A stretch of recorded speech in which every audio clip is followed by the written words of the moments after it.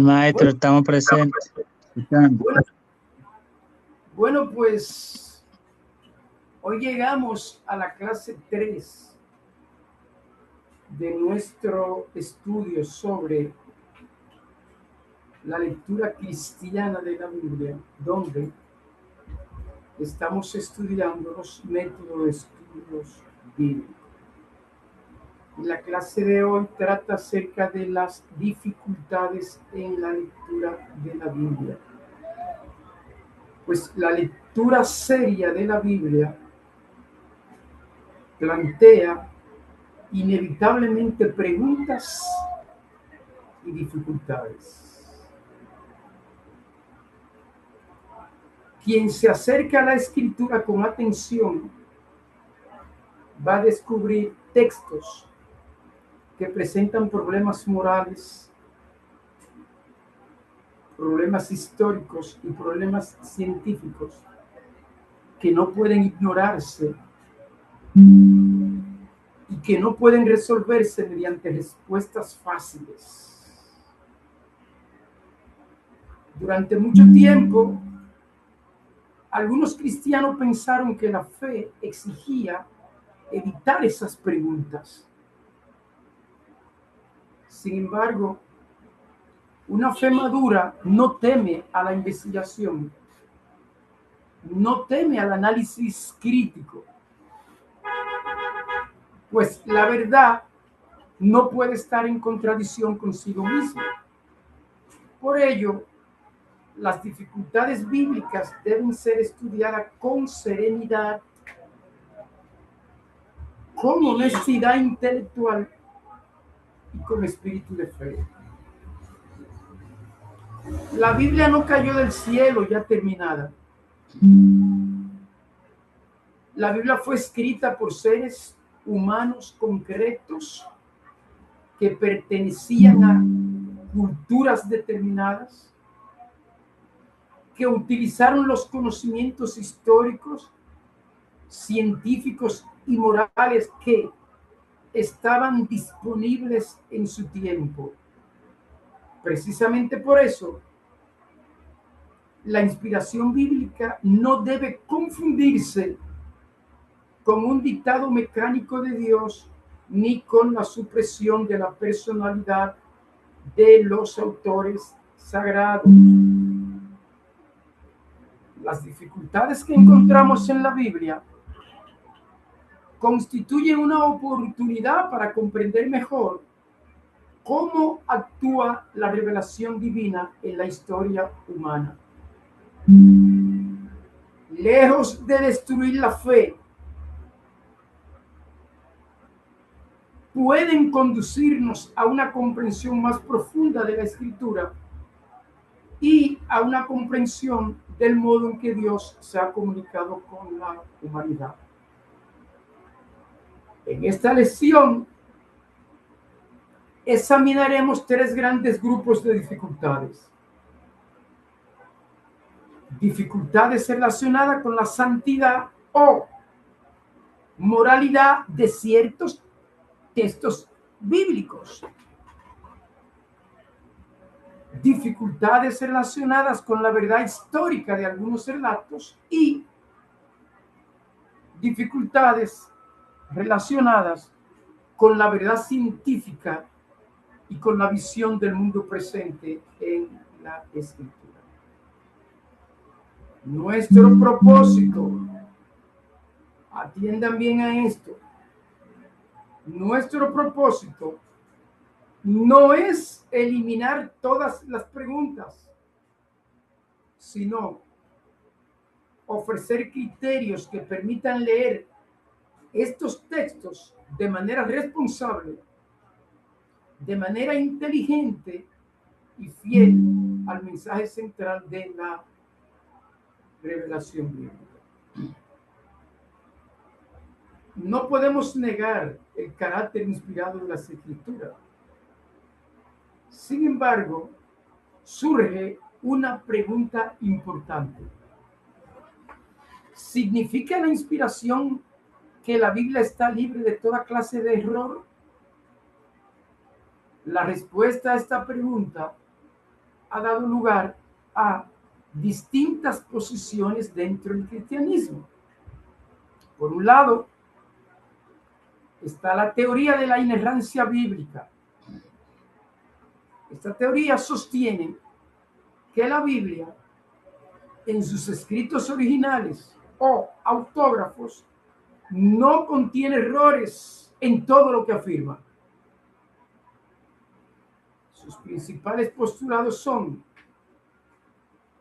la inspiración plena, inspiración divina plena, ausencia de error, autoridad absoluta de las escrituras. Y también este postulado nos dice que todas las afirmaciones bíblicas son veraces dentro de sus géneros literarios y contextos culturales, por lo que hay confiabilidad de todo aquello que el texto pretende enseñar.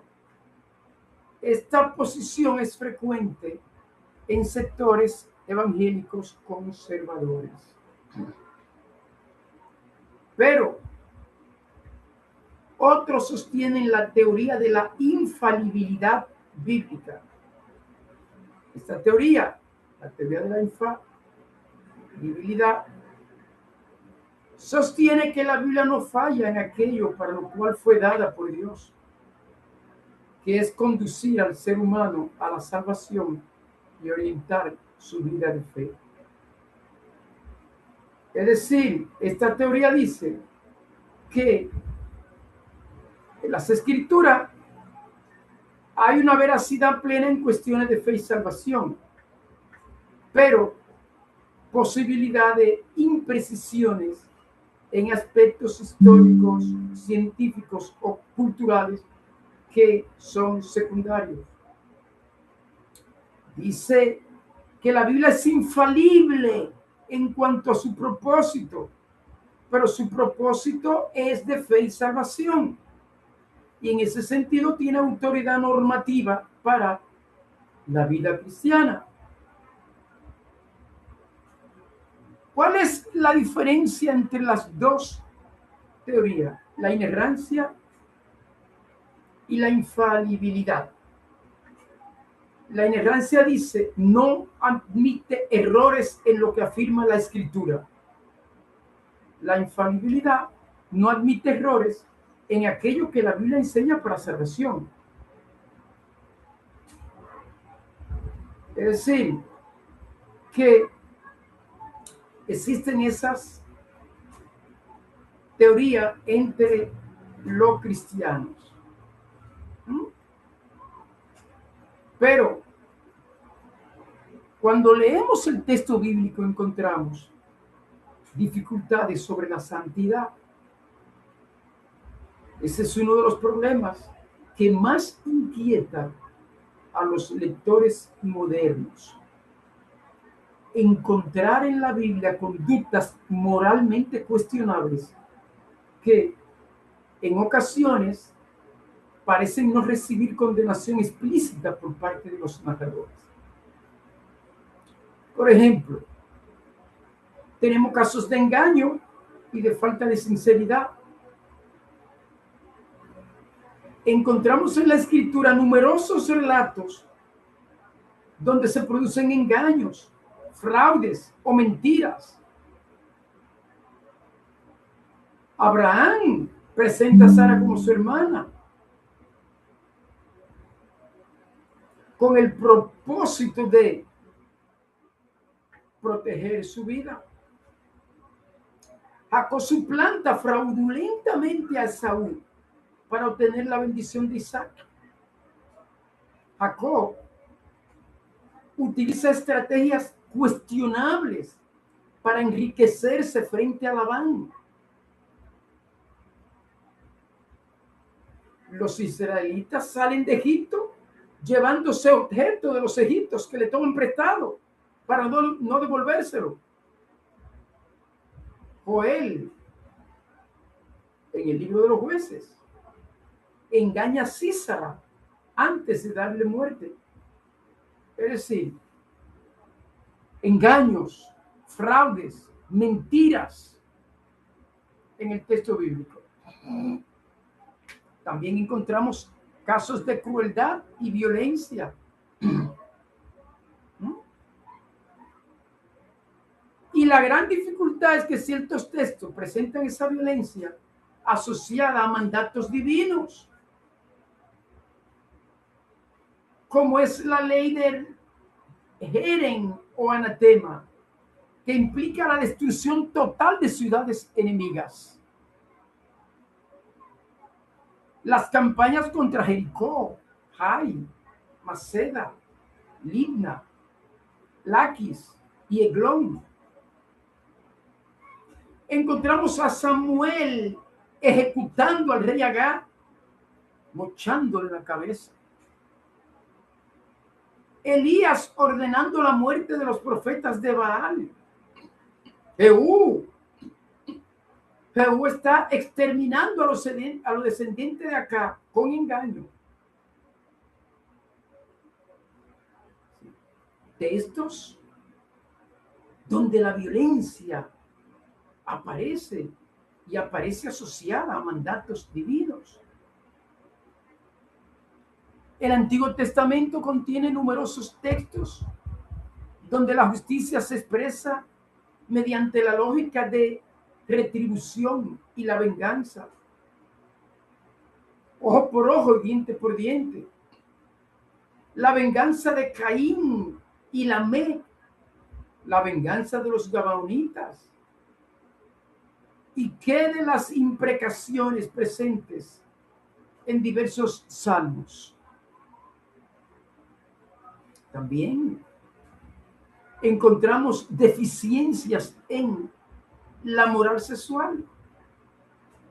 Algunos aspectos de la moral sexual veterotestamentaria generan interrogantes para el lector cristiano contemporáneo.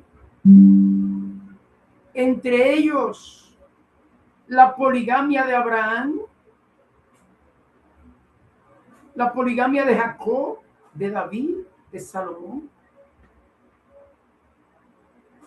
la legislación sobre el divorcio en Deuteronomio 24, el trato de las mujeres cautivas de guerra y la situación de las esclavas y sus familias. Entonces, ¿cómo nosotros, lectores de la Biblia, vamos a tratar cuando encontremos esas dificultades morales, esas conductas en texto de la Biblia? Y aquí es donde quiero dejar algunos principios para interpretar esas dificultades. El primer principio tiene que ver con la revelación progresiva. La Biblia refleja un proceso gradual de educación moral y religiosa. El juicio definitivo sobre esas cuestiones debe buscarse en la plenitud de la revelación manifestada en Jesucristo y en el Nuevo Testamento. Es por eso que dijimos anteriormente, en clase anterior, que la lectura cristiana debe empezar por el Nuevo Testamento. ¿Para qué? Para juzgar estas cuestiones a la luz de Jesucristo y el Nuevo Testamento, por el principio de la revelación progresiva. Otro principio que debemos tener en cuenta al leer estos textos con dificultades morales es que con frecuencia la Biblia simplemente narra hechos sin emitir un juicio moral explícito sobre esos hechos que narra. Es decir, narrar un acontecimiento no equivale a aprobarlo. El hecho de que la Biblia esté narrando esos hechos no significa que lo está proponiendo ni que lo está aprobando. Y por otra parte, está el principio de distinción entre la fe y sus expresiones culturales. En muchos relatos existe una intención religiosa legítima que se expresa mediante categorías culturales que son propias de la época. En ese caso, la fidelidad de Dios permanece, pero las formas concretas mediante las cuales se expresó esa fidelidad puede ser imperfecta. Por ejemplo,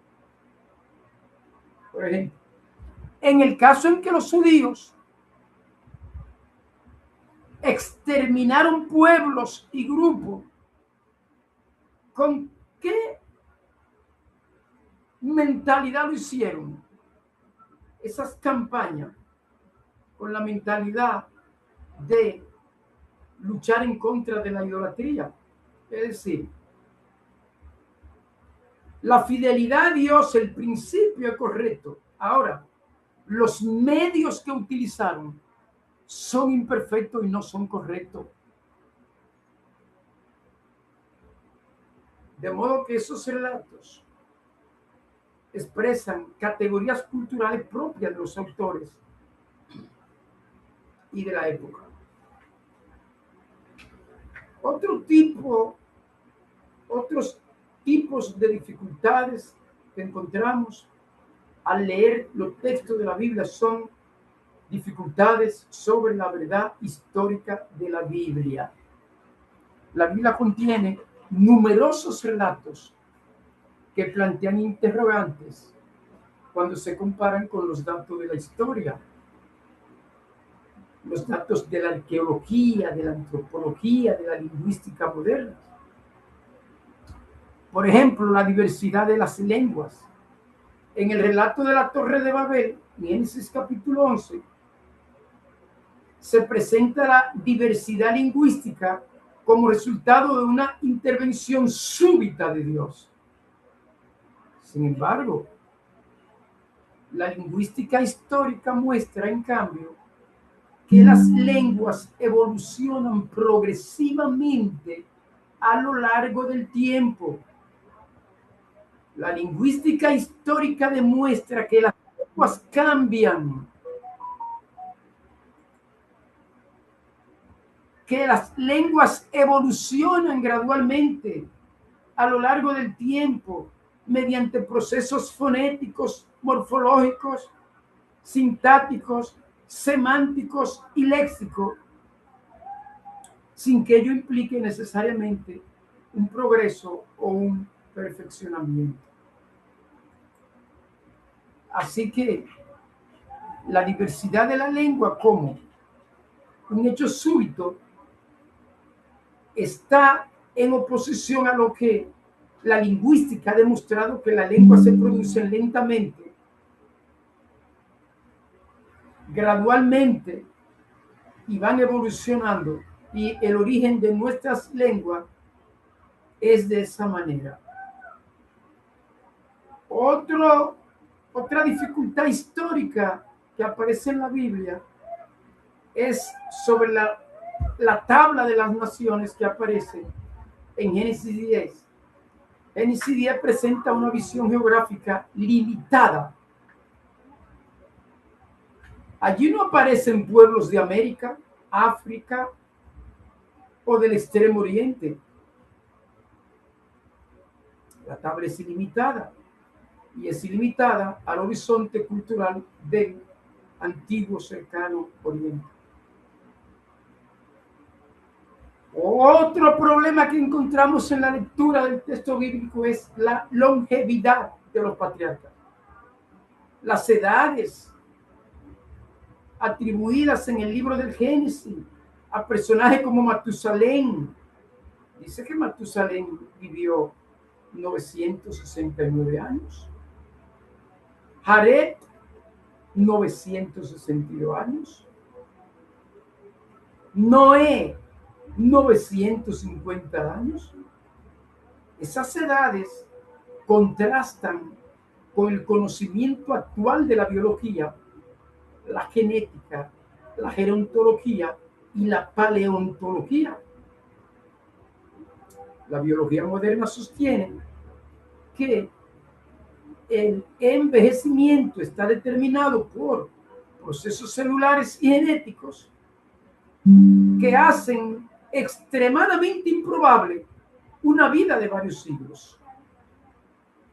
El récord humano mejor documentado es el de una mujer, Janet Calmen, quien vivió 122 años. La paleontología y la antropología muestran que los seres humanos del pasado no presentaban una longevidad de cientos de años. Aunque la esperanza de vida promedio era menor debido a la alta mortalidad infantil, quienes alcanzaban la adultez podían vivir varias décadas, pero no existe ninguna evidencia fósil de individuos de 900 años. La genética tampoco ofrece mecanismos conocidos que permitan una longevidad semejante en seres humanos. Por ello, existe un claro contraste entre el relato bíblico y los datos científicos actuales. Otro caso, el de Caín y Abel. El relato presenta actividades agrícolas y pastoriles. Caín era agricultor y Abel pastor de ovejas. Pero esas actividades agrícolas y pastoriles que se presentan allí históricamente corresponden a etapas posteriores del desarrollo humano. En realidad, la agricultura y el pastoreo no aparecieron hasta la época neolítica, pues antes el hombre vivía de la caza y de la pesca, no de agricultura y del pastorado. La agricultura y el pastorado surgieron durante el periodo neolítico, conocido también como la Revolución Neolítica. Esto se inició alrededor del 10.000 o el 9.500 antes de Cristo. Y las primeras evidencias aparecen en el creciente fértil que abarca parte de los actuales lugares que son Irak, Siria, Turquía, Israel, Palestina y Jordania. Así que en el relato de Génesis, estas actividades aparecen muy temprano. Abel, pastor de ovejas. Caín, agricultor. Desde la perspectiva histórico-crítico, estos relatos reflejan actividades que son propias de sociedades neolíticas ya establecidas. Aunque el texto bíblico no pretende fechar históricamente el origen de la agricultura o el pastorado, la arqueología sitúa su aparición varios milenios antes del desarrollo de las primeras ciudades y de la escritura. Otro caso, otra dificultad, es que la Biblia presenta a Tubal-Caín, séptimo desde Adán, séptima generación. Y en el capítulo 4, versículo 2, aparece Tubal-Caín trabajando el hierro y el bronce. Aunque el desarrollo de estas tecnologías pertenecen a periodos históricos posteriores. Sabemos que la elaboración de estos metales no tuvo lugar en la historia hasta mucho tiempo después. Por ejemplo, la edad del bronce tiene un periodo aproximado del 3300 al 1200 antes de Cristo. El metal, el bronce, es una aleación de cobre y estaño, es decir, que el ser humano no había aprendido a elaborar esa aleación antes de ese tiempo. Y las primeras evidencias aparecen en Mesopotamia y en otras zonas del antiguo cercano oriente. Entonces allá aparece fabricación de armas y de herramientas más resistentes que las de piedra o cobre, que era la que se utilizaba en el principio. La edad de la piedra. La edad de piedra. Entonces, la edad del hierro. La edad del hierro aparece en un periodo aproximado de 1200 al 600 antes de Cristo. Ahí es que aparece el hierro. Los primeros grandes productores de hierro fueron los hititas. Ellos fue que desarrollaron importantes técnicas para trabajar este metal. Entonces, la Biblia menciona ambos metales.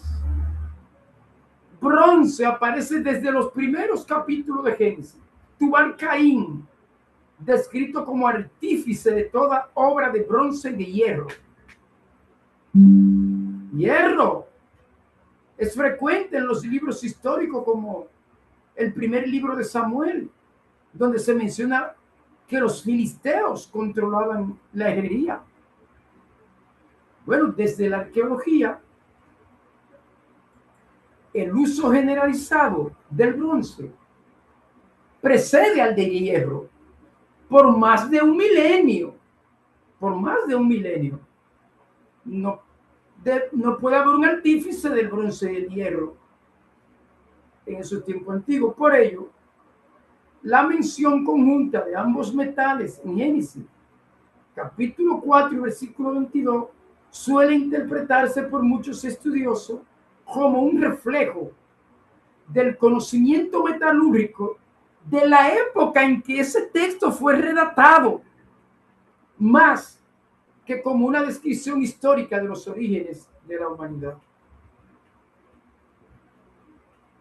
Entonces, cuando nosotros encontramos estos textos difíciles con la historia,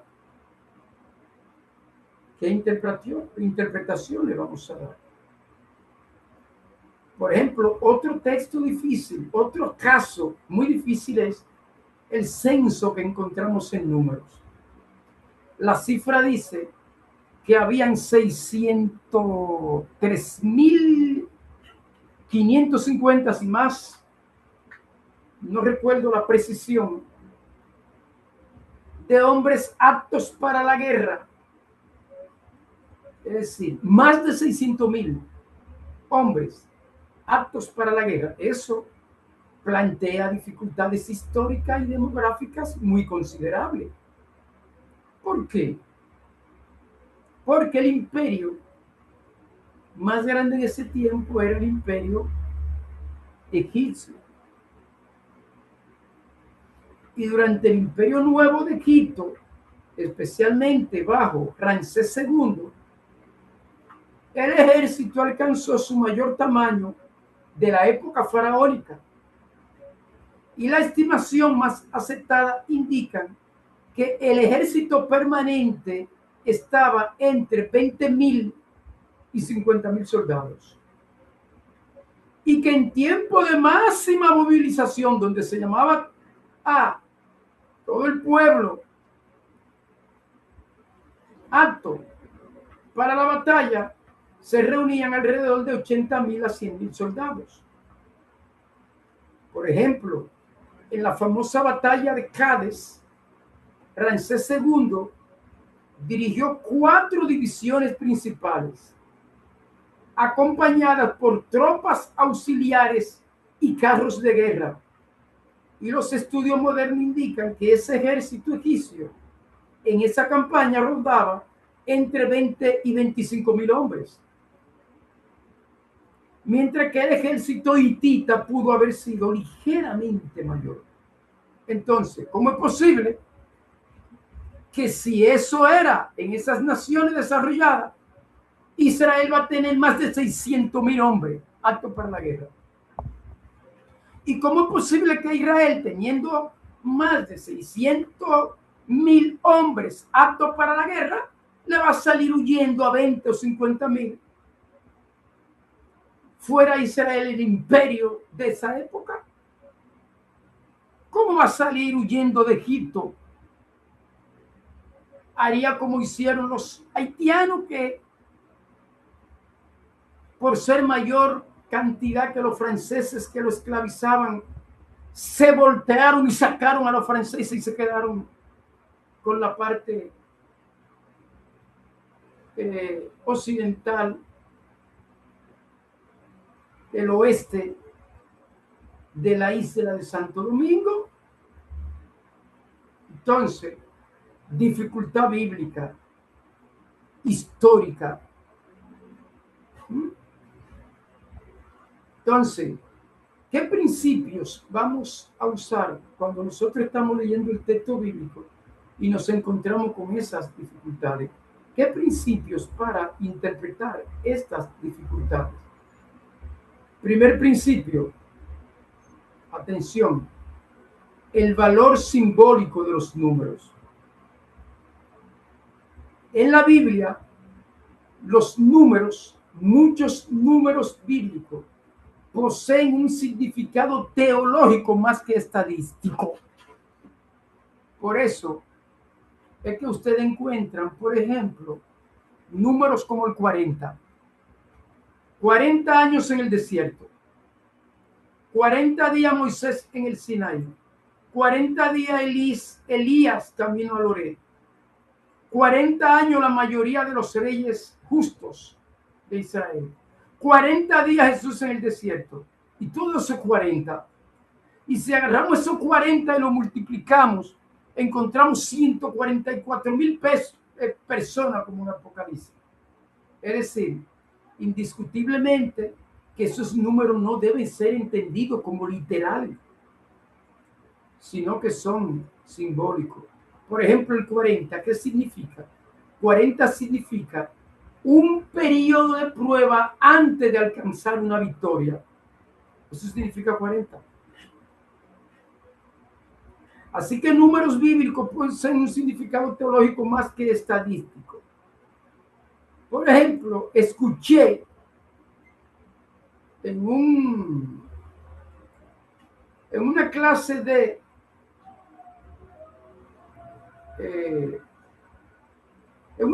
en la que participé hace muchos años de raíces hebreas, escuché la siguiente explicación. ¿Cómo se sabe que Adán murió a los 930 años? ¿En qué libro se anotó la fecha del nacimiento de Adán? ¿Quién la anotó? ¿Qué registro, qué acta de nacimiento? Si no había una persona previa, ¿quién empezó a contar los años de Adán? Entonces, ¿qué significa que Adán vivió 930 años? Según la explicación que dio ese maestro para los judíos, eso tenía un significado. Estoy repitiendo lo que escuché de ese maestro. 1000 es un número que significa lo perfecto. Lo perfecto. Es decir, Adán debía durar un tiempo de perfección para adquirir para sí mismo y para la humanidad lo que Dios se le había prometido. 1000 es un número simbólico de un tiempo perfecto. Durante el tiempo de la prueba, representado como 1000, Si Abraham durante ese periodo de 1000 no hubiese fallado, entonces hubiese obtenido, desde el punto de vista cristiano, lo que Jesús adquirió después de la resurrección, para sí mismo y para toda la humanidad. Pero resulta que si 1000 es el número perfecto, 7 y su múltiple, 770, es el número de lo perfecto. 1000 de lo completo, 7 de lo perfecto. Entonces, como Adán durante el periodo del 1000 no alcanzó la perfección, hay que restarle a 1070 y quedan 930. Así que, según esa explicación, decir que Adán vivió 930 años significa que no alcanzó la perfección y por eso se le adjudica 930. Es un ejemplo de cómo los números, las edades en la Biblia tienen un significado teológico y no necesariamente que se esté oponiendo a lo que la ciencia ha determinado. Los autores bíblicos buscan transmitir enseñanzas religiosas antes que ofrecer reconstrucciones históricas modernas. Por ello, la historia bíblica está orientada a revelar la acción de Dios en la historia humana. Por ello, los autores bíblicos podían resumir, ampliar, organizar, seleccionar acontecimientos con fines religiosos y pedagógicos, porque su intención no era transmitir historia, sino una enseñanza bíblica. Así que hemos visto dificultades morales, dificultades históricas, y hemos visto principios de cómo nosotros poder leer esas dificultades. Pero también encontramos en la Biblia dificultades sobre la verdad científica. La lectura literal de algunos textos bíblicos parece entrar en conflictos con conocimientos científicos contemporáneos. Veamos algunas dificultades. Génesis capítulo 1 y 2 presentan una explicación teológica y narrativa de la creación, mientras que las ciencias naturales explican el origen y el desarrollo del universo, la tierra y la vida, y lo hacen mediante modelos basados en observaciones, experimentación y evidencia empírica. Por eso, ¿cuáles son las diferencias principales que encontramos? Bueno, sobre el origen del universo, Génesis describe una creación por acto divino, creación inmediata, mientras que la cosmología moderna propone que el universo comenzó hace aproximadamente 13.800 mil millones de años. Y el modelo que más se propone, el modelo del Big Bang. Es decir, tenemos una Tierra de 13.8 mil millones de años según la cosmología moderna. En cuanto al origen de la Tierra, en Génesis la Tierra aparece como parte de la obra creadora en una secuencia de días. Pero la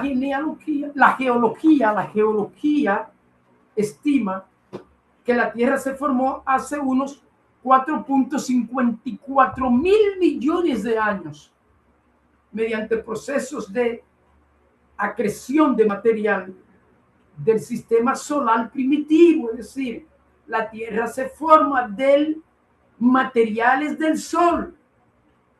El Sol es primero, pero la Biblia presenta la creación del Sol al cuarto día de la creación. En cuanto al origen y diversidad de la vida, Génesis presenta la aparición de los seres vivos según sus géneros por creación divina. Pero la biología evolutiva sostiene que la diversidad de la vida se desarrolló a lo largo de miles de millones de años mediante procesos evolutivos, incluyendo la selección natural y otros mecanismos genéticos. Una lectura literal del Génesis suele situar la creación en un pasado relativamente reciente, en un orden de miles de años, mientras que la ciencia trabaja con escalas temporales de miles de millones de años. Así que tenemos diferencias entre el texto bíblico y datos comprobados empíricamente por la ciencia. También en la creación de Adán y Eva, pues la paleontología, la genética y la teoría evolutiva ofrecen explicaciones diferentes sobre el origen de la humanidad. Algunos de los principales puntos de comparación son: en cuanto a la paleontología, el registro fósil indica que los seres humanos modernos surgieron como resultado de un largo proceso evolutivo, porque existen numerosas especies de homínidos anteriores al Homo sapiens, especie distribuida a lo largo de millones de años, demostrado por la paleontología. Está el Antropoliteco, el Neandertal, otros. También la genética. Los estudios del ADN muestran que la población ancestral de los seres humanos nunca parece haber reducido de una sola pareja biológica. La diversidad genética observada hoy sugiere una población fundadora compuesta por miles de individuos. La biología evolutiva sostiene que el Homo sapiens, es decir, el hombre actual, comparte un ancestro común con otros primates. Incluso los estudios dicen que se parearon el Neandertal y el Homo sapiens, y que la especie surgió gradualmente mediante procesos evolutivos. Eso presenta dificultades cuando leemos el texto bíblico. Otra dificultad es la cosmología que presenta la Biblia. Es decir, la tierra en la Biblia es concebida como inmóvil y estable. Tiene un firmamento sólido que separa las aguas superiores de las aguas inferiores. La existencia de aguas sobre el firmamento y aguas debajo de él. Una estructura tripartita del cosmos donde hay cielos, tierra y mundo subterráneo. El mundo subterráneo es el abismo. Pero la cosmología contemporánea describe, en cambio, una tierra que no tiene columna, como dice la Biblia, sino que rota sobre su eje y orbita alrededor del Sol, no está fija. Un universo sin un firmamento sólido, una atmósfera y un espacio exterior explicado por la física, y una estructura del cosmos muy distinta de la división tripartita que reflejan los textos bíblicos. Mientras en la Biblia la tierra es estable o inmóvil, la cosmología moderna, la tierra rota y orbita alrededor del Sol. Mientras en la cosmología bíblica el firmamento es sólido, la cosmología no existe un domo sólido. Hay atmósfera y espacio exterior. Mientras la cosmología bíblica habla de aguas superiores e inferiores, no existen aguas sobre una bóveda celeste. El cielo del agua se explica por procesos atmosféricos. Mientras la cosmología bíblica habla de cielo, tierra y abismo,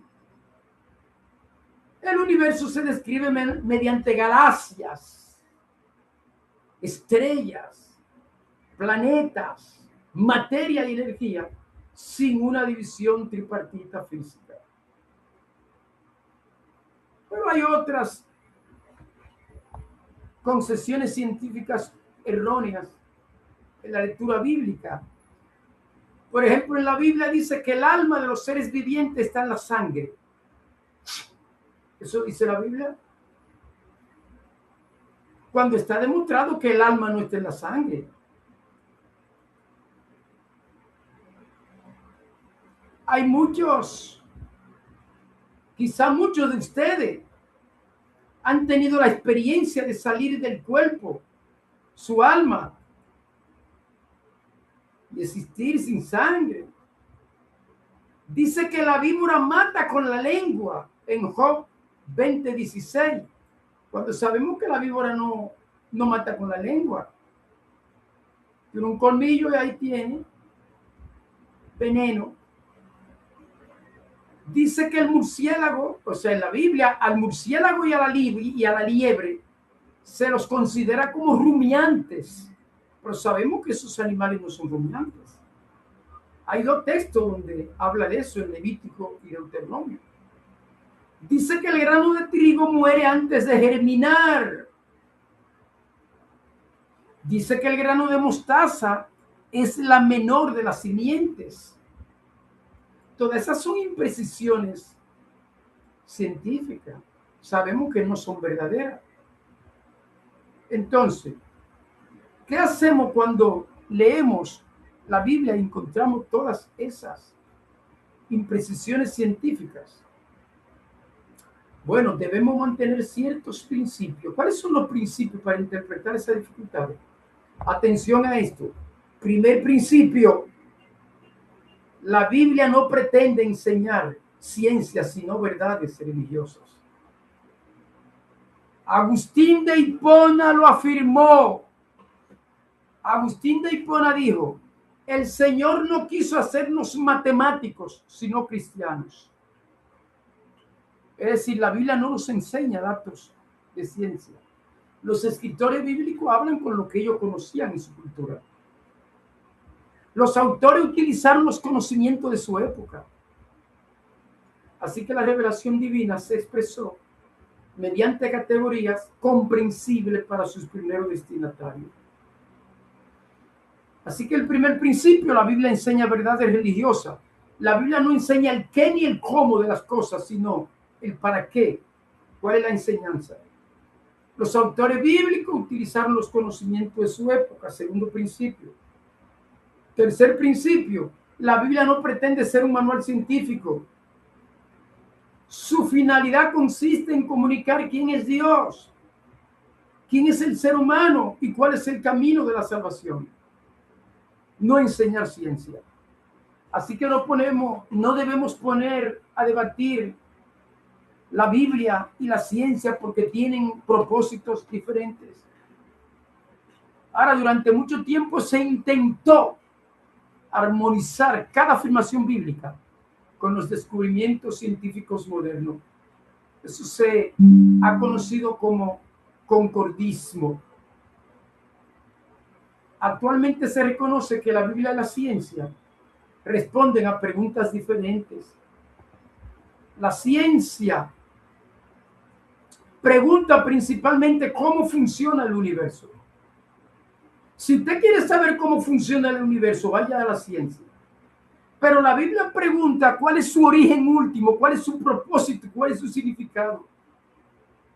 De eso trata la Biblia. Si usted quiere conocer cuál es el origen último, no vaya a la ciencia, vaya a la Biblia. Así que, en conclusión, las dificultades morales, históricas y científicas de la Biblia no deben ser ignoradas ni ocultadas. Forman parte de una lectura honesta de las Escrituras. La fe cristiana no exige renunciar a la razón. Por el contrario, invita a utilizar todos los recursos de la inteligencia para comprender mejor la revelación divina. Una fe que teme a las preguntas termina debilitándose. La mayoría de los jóvenes que se crían en las iglesias cristianas, cuando llegan a la universidad, pierden su fe. ¿Por qué? Porque chocan con todas estas informaciones y no tienen respuestas. Su fe se debilitan. Pero una fe que dialoga con las investigaciones históricas, con las investigaciones científicas y filosóficas, se fortalece y se madura. Las escrituras son al mismo tiempo palabra humana y palabra de Dios. Son humanas porque fueron escritas en contextos históricos concretos. Reflejan los conocimientos y limitaciones de sus autores.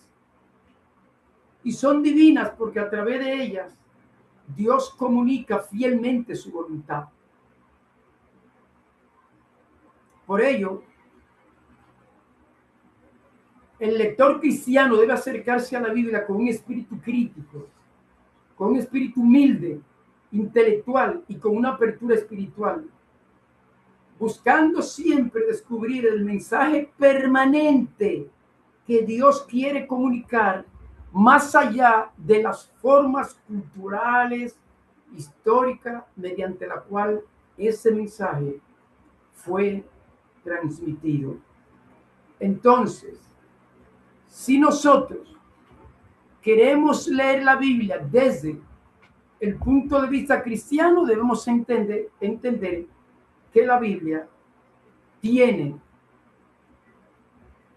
un mensaje y que debemos buscar en ella ese mensaje y no el qué ni el cómo de los asuntos que narran. Con esto termino diciéndole, la Biblia tiene el propósito de hacer cristianos, personas maduras, no de informar sobre historia ni sobre ciencia. Debemos leer la Biblia buscando el mensaje que ella tiene para nuestra transformación. Bendiciones y paz para ustedes.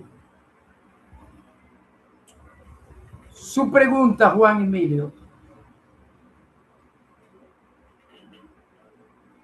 Profesor, pregunto, entonces, este texto bíblico lo podemos catalogar como datos revelados o datos humanos. Cheque bien, revise bien la grabación para que vean los principios que nosotros hemos terminado de presentar. Es decir, hay principios que deben tomarse en cuenta cuando usted se encuentra con dificultades morales.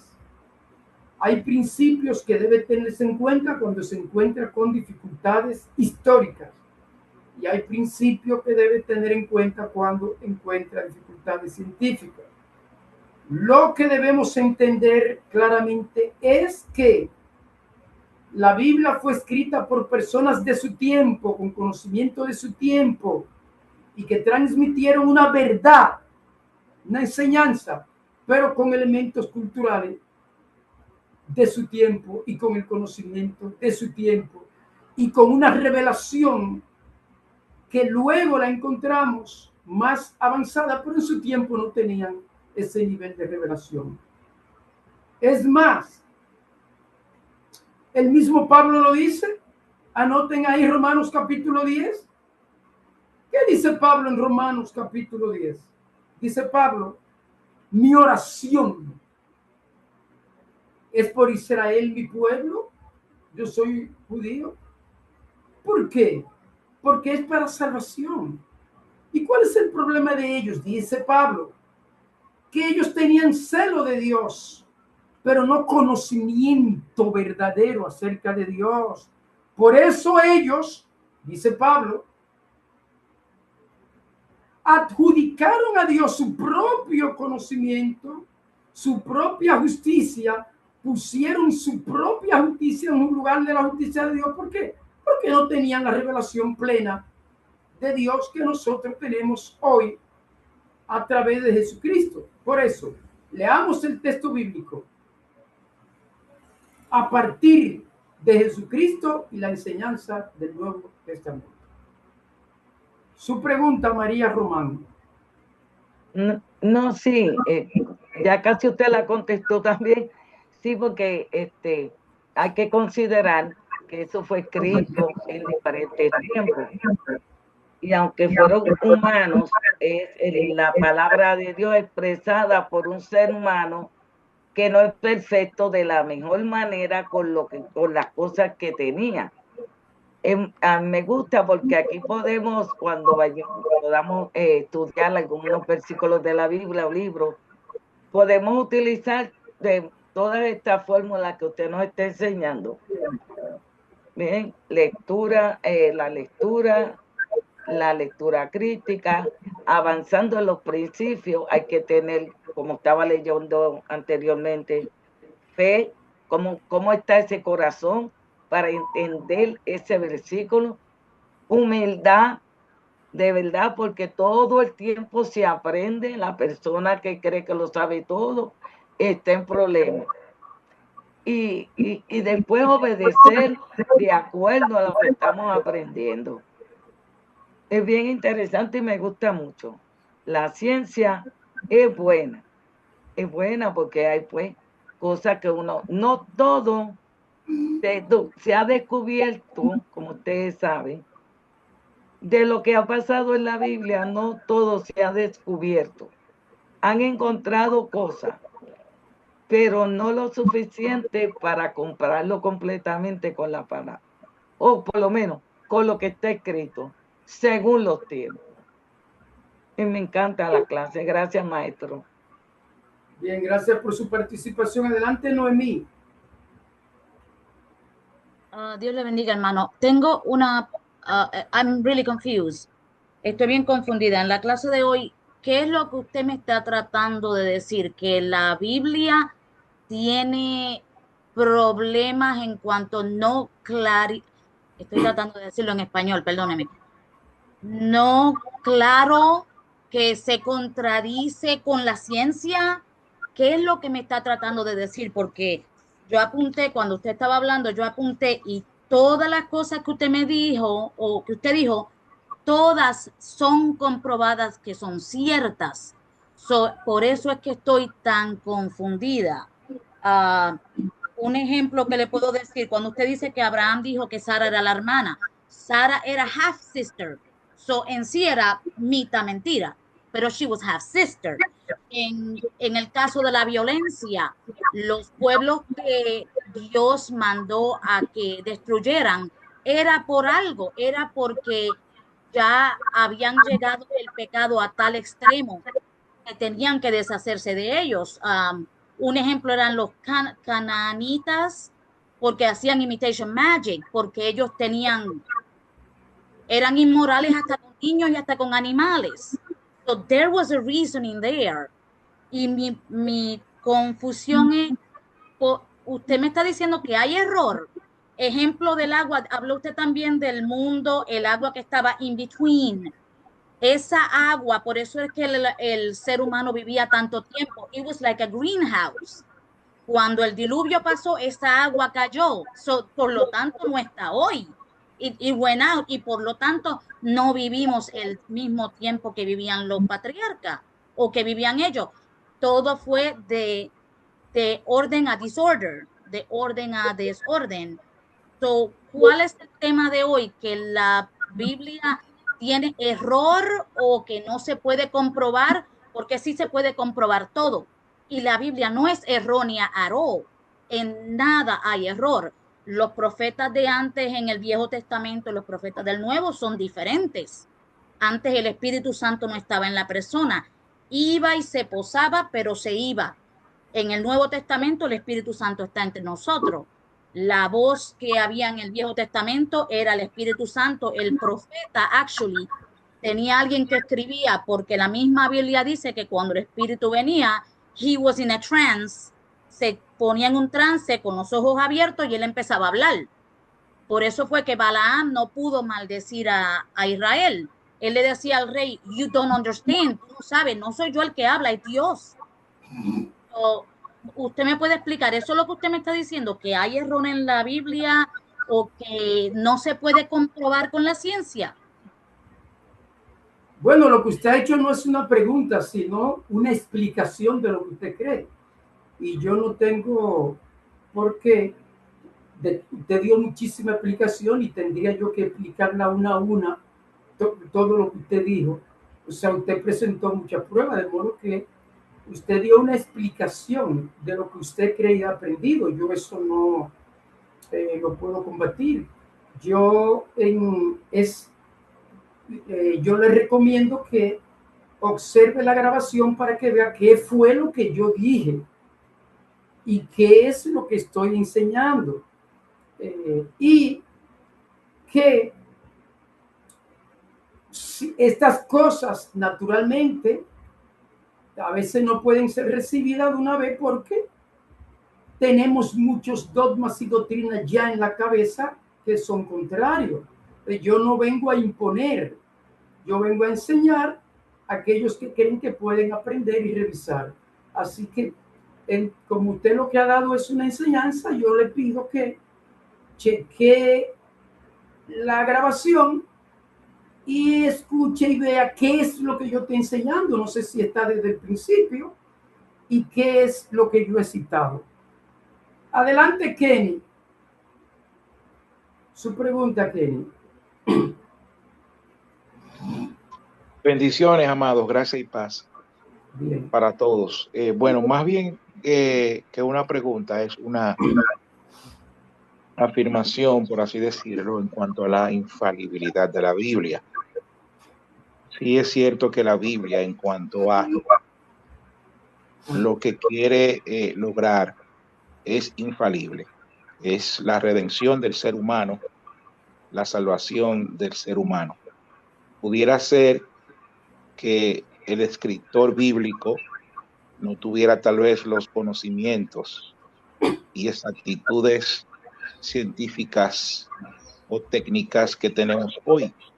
Sin embargo, la arqueología, que es ciencia, sí ha en muchos pasajes bíblicos confirmado la existencia de tal o cual ciudad o de tal o cual evento con las pruebas que ha hecho.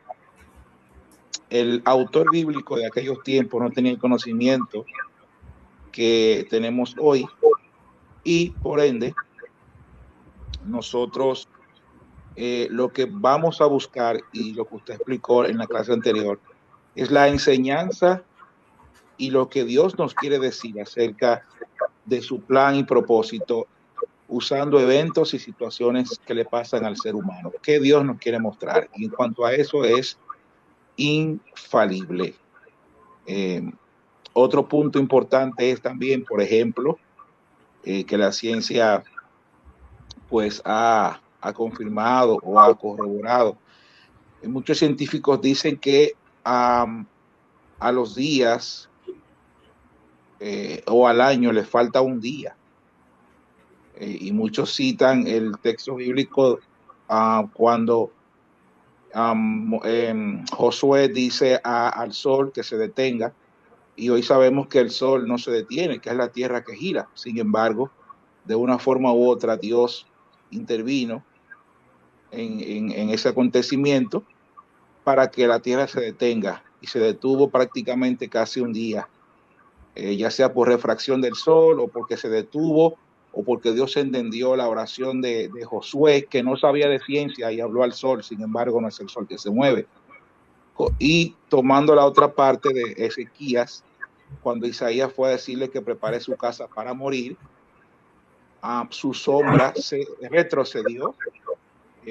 La otra parte que faltaba de... Bueno, son cosas que se van dando Pero en fin, lo que queremos decir es que en cuanto al plan de salvación y redención que Dios tiene para con el hombre, la Biblia es infalible, porque es lo que trata toda la escritura.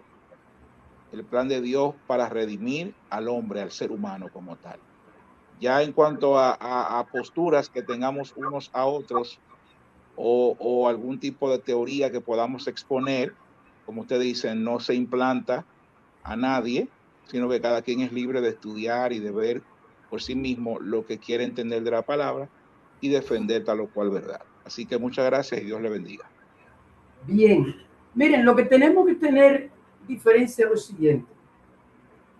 Infalibilidad, es decir, que la Biblia es infalible no significa que es inerrable. Son dos cosas distintas. Infalible e inerrable son dos cosas distintas. Infalible, como dijo Kenny, quiere decir que no falla en su propósito, en el propósito para el cual fue escrito. Inerrable significaría que no tiene error.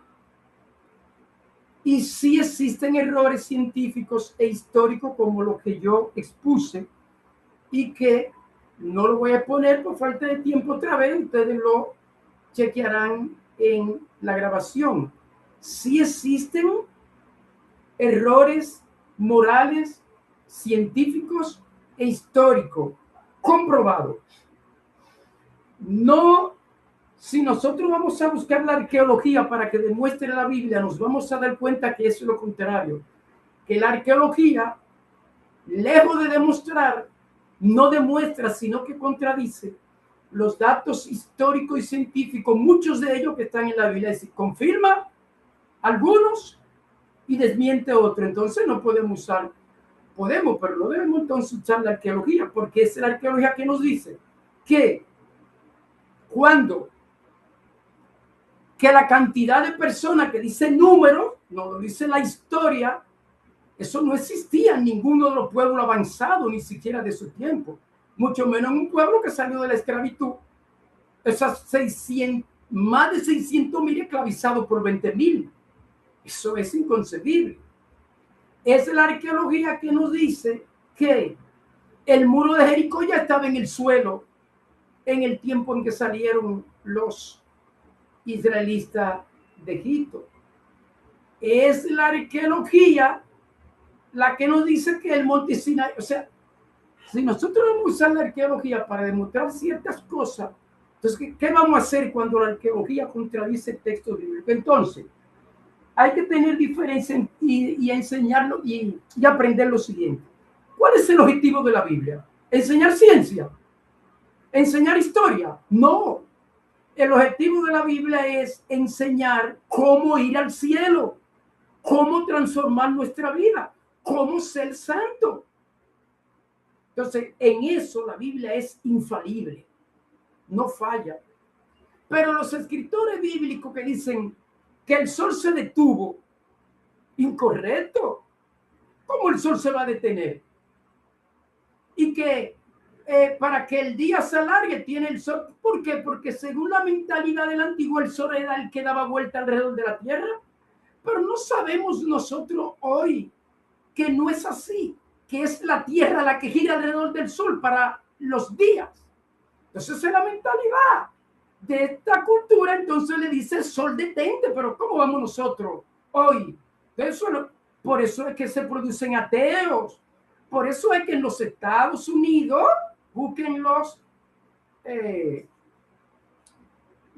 resultados de la Barna Group, el 70% de los jóvenes que se criaron en iglesias protestantes en los Estados Unidos, cuando llegan al college y a la universidad, se despierden su fe. ¿Por qué? Por esas defensas que nosotros, no es un asunto de falta de espiritualidad, es un asunto de falta de formación. Entonces, eso es lo que estamos enseñando. ¿Cómo leer la Biblia con esas dificultades sin perder tu fe? Es decir, tu fe debe estar fundada en un mensaje. Y eso es lo que estamos enseñando y vamos a enseñar en la clase pasada. Cómo leer el texto para que el texto cambie nuestra vida. No para buscar informaciones que esos autores no la tenían en su cabeza ni la conocían. o que lo adjudicaron mal, como dice Pablo en Romanos capítulo 10, o como dice Jeremías, que hablaron con su pluma, que no era cierto. Ahí es donde estamos. Yo sé que es difícil para muchos de ustedes que están escuchando esto por primera vez, algunos ya han estudiado, pero, amén, la verdad tienen que buscarla, tienen que analizar y tienen que saber que el cristianismo está perdiendo por estos dogmas, que está confrontando la fe con la razón y con la ciencia. Hay, bueno, aquí no se mantiene mucha estadística. En los Estados Unidos todo está en estadística, pero se dice que por acá hay como un 20 o 28% de ateos, y eso es demasiado ateo. Pero la mayoría salieron de la iglesia. ¿Y por qué? Adelante, Starling. Buenas noches. No es una pregunta, sino yo no sabía que la clase de hoy iba con esta dirección. Y ahorita yo estoy estudiando algunas, según mi que yo he estudiado, mucho tiempo estudiando, según lo que yo he estudiado, he podido dar cuenta que existen errores de traducción. O sea, no que Dios tiene error, no lo que Dios dijo se equivocó, sino errores de traducción. Y yo he estado estudiando, que no es que nadie me lo ha dicho, yo he estado estudiando, de hecho, ahorita estaba estudiando algunos pasajes de la Biblia. Por ejemplo, hay un texto que habla del pueblo, de que cuando el pueblo iba a llegar a Egipto, iba a durar 400 años. Sin embargo, hay otro texto que dice que duran 430 años. Entonces ya hay una discrepancia. También hay otro texto que estaba estudiando de Segunda de Samuel 24, donde habla de algo que David hizo que tuvo que ver con un pago de 50 ciclos. Sin embargo, hay otro texto paralelo que habla que fueron 600. Pero el texto de lo que yo estoy estudiando no es que nadie me está diciendo, que yo estoy estudiando y tengo fuente de información de que habla de que el pueblo duró 400 años. Yo encontré informaciones y datos que dice que fueron 210 años. O sea, y tengo muchísimas cosas más, lo que pasa es que no voy a comenzar a decirlo aquí y a hablarlo. Ahora, ¿qué pasa? Esas cosas que yo he estado estudiando no afectan mi comunión con Dios ni mi relación con Dios, porque ahí es donde está el punto. O sea, no importa lo que tú investigues, lo que tú conozcas, el punto es si eso influye en tu comunión con Dios. No afecta mi comunión, mi relación con Dios, mi fe con Dios, nada afecta.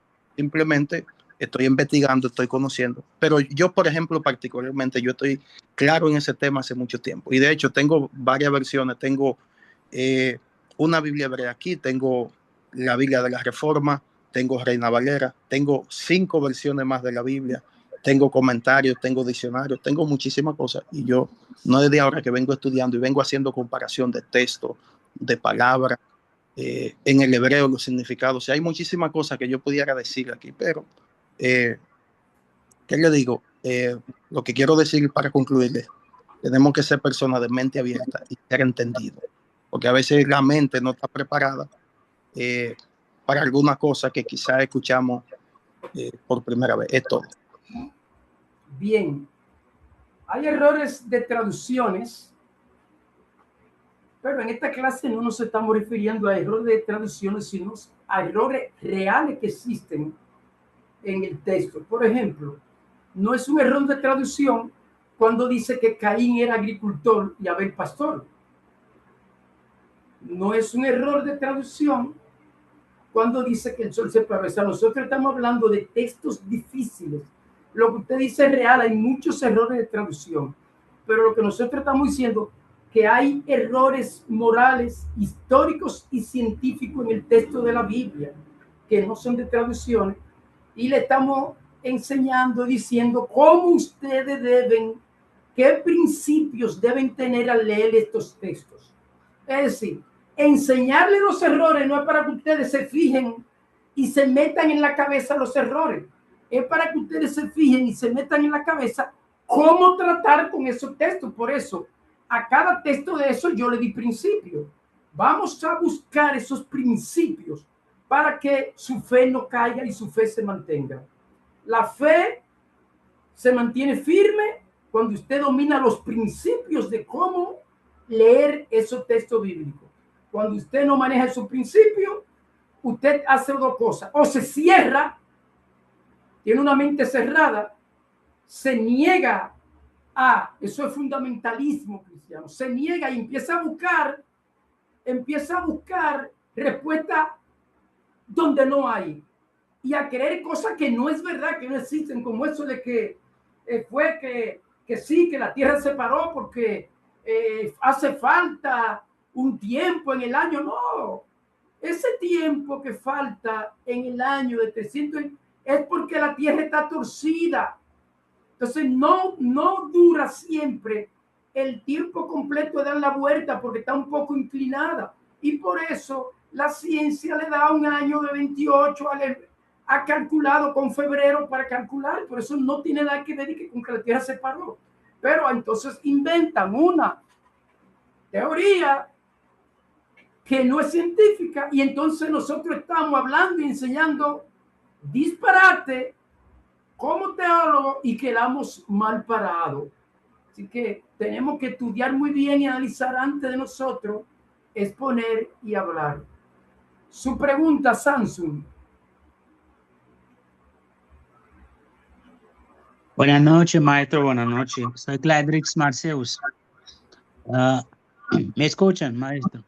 Adelante, Marceus. Sí, yo creo que hace unos años yo hice ese diplomado con usted, pero yo decidí de repetirlo de nuevo porque como estamos estudiando la palabra de Dios, es bueno aprender más.